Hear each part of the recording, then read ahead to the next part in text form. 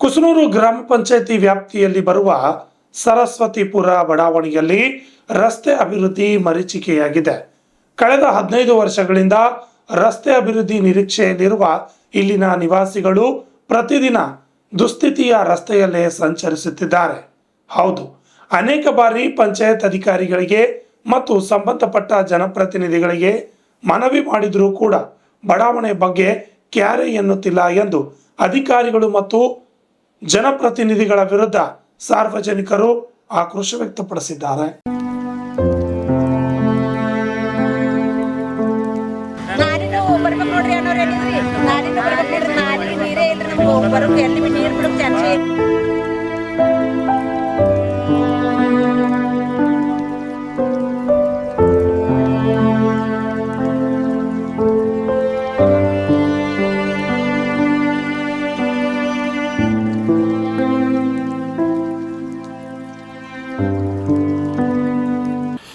ಈ ಬಡಾವಣೆಯ ರಸ್ತೆ ಮೂಲಕವೇ ಸುತ್ತಮುತ್ತಲಿನ ಪ್ರದೇಶದ ಜನರು ಓಡಾಡಲು ಇದೇ ರಸ್ತೆಯನ್ನು ಅವಲಂಬಿಸಿದ್ದಾರೆ.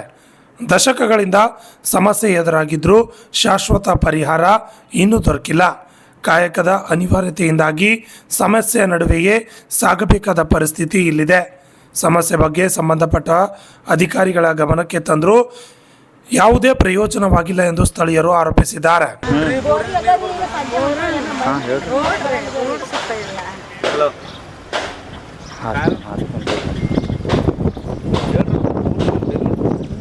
ನಾಲಿನೂ ಬರ್ಬೇಕು ನೋಡ್ರಿ ಅನ್ನೋರು ಹೇಳಿದ್ರಿ. ನಾಲಿನೂ ಬರ್ಬೇಕು ನೋಡ್ರಿ, ನಾಲಿ ನೀರೇ ಇಲ್ರಿ ನಮ್ಗೆ ಬರೋಕೆ, ಎಲ್ಲಿ ಬಿ ನೀರು ಬಿಡೋಕೆ ಚಾನ್ಸೇ ಇಲ್ರಿ ನಮ್ಗೆ. ಲೈಟಿನ ಕಂಬ ಬೇಕ್ರಿ, ನಾಲಿ ಬೇಕ್ರಿ, ನಾಲಿ ಬರ್ಬೇಕ್ರಿ ಇಲ್ಲಿ. ಈ ಬಡಾವಣೆಯಲ್ಲಿ ಖಾಸಗಿ ಶಾಲೆ ಇದ್ದು ಸುಮಾರು 100 ವಿದ್ಯಾರ್ಥಿ ಹಾಗೂ ಬಡಾವಣೆಯ ಮಕ್ಕಳು ಓಡಾಟಕ್ಕೂ ಸಮಸ್ಯೆ ಆಗುತ್ತಿದೆ.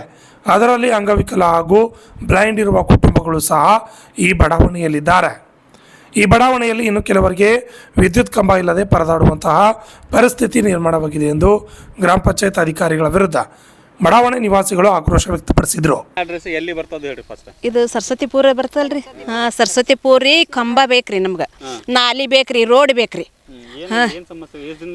ಈಗ ನಾವು ಮನೆ ಆದಿಡ್ದು ನಡಿಕೆ ಬರಲ್ರಿ, ಒಟ್ಟ ಕಾಲು ಚೀ ಬೀಳ್ತಾರ ಒಳಗ್ರಿ. ನಡಿಕೆ ಬರಲ್ರಿ, ಒಳಗೆ ಒಂದು ಕಾಲು ಹಾಕೋದು ಒಂದು ಕಾಲು ತೆಗಿಯೋದ್ರಿ. ಪಂಚಾಯತಿದವ್ರು ಏನು ಕಿವಿಯಾಗಿ ಹಾಕೊಳ್ರಿ ಹೋದ್ರು.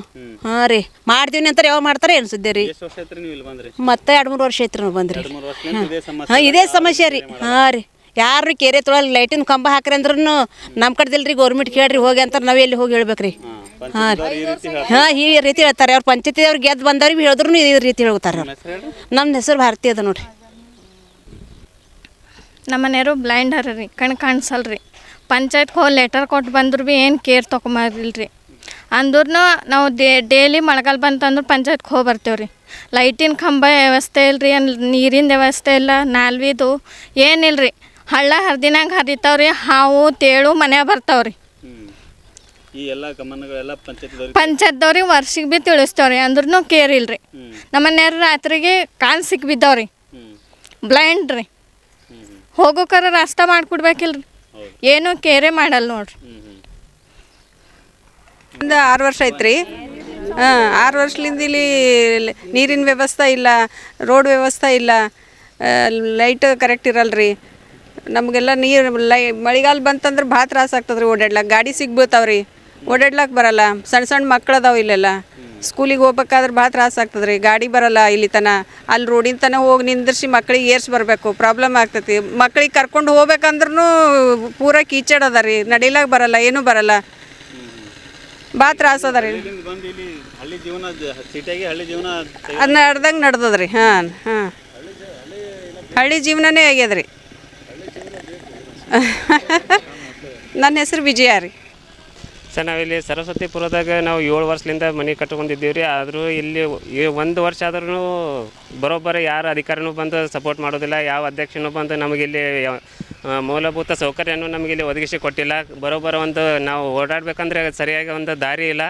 ಅದೇ ರೀತಿ JJMದು ಏನು ನಮಗೆ ಪೈಪ್ ಹಾಕಿ ಕೊಟ್ಟಿದ್ದಾರೆ, ಅದಕ್ಕೊಂದು ಹನಿನೂ ನೀರು ಬರ್ತಾಯಿಲ್ಲ. ಅದೇ ರೀತಿ ಯಾವುದೋ ವರ್ಷ ಮಳೆಗಾಲ ಬಂದ್ರೂ ನಮಗಿಲ್ಲಿ ಓಡಾಡೋಕ್ಕೆ ಸರಿಯಾದ ದಾರಿ ಇಲ್ಲ. ಮತ್ತು ಇದೇ ಹಳ್ಳ ಹರಿದಂಗೆ ಹರಿತದೆ, ಅದು ಒಂದು ಹಾವು ಚೋಳು ಬರೋದಂತ ಪಕ್ಕನೇ. ನಮ್ಮ ಮನೆಯಲ್ಲಿ ವರ್ಷಿಗಾದರೂ 3 ಬಂದೇ ಬರ್ತಾವೆ ರೀ. ಹಾವು ಆದರೂ ಚೋಳಾದ್ರೂ ಲೆಕ್ಕನೇ ಇಲ್ಲ. ಅದೇ ರೀತಿ ಮಕ್ಕಳು ಸ್ಕೂಲಿಗೆ ಹೋಗ್ಬೇಕಂದ್ರೆ ಮೊಣಕಾಲು ತನಕ ಕಾಲು ಚಿಗಿ ಬೀಳ್ತಾವೆ ರೀ. 4-5 ಸಲ ಹುಡುಗರು ಜಾರಿ ಬಿದ್ದಾರೆ ರೀ.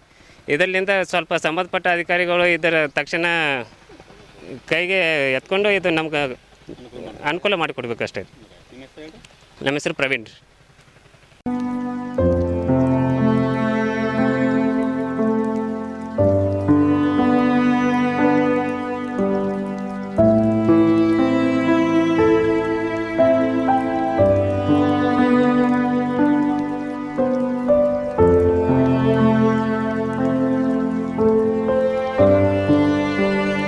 Bureau report RJ32 Kannada news, Kalaburagi.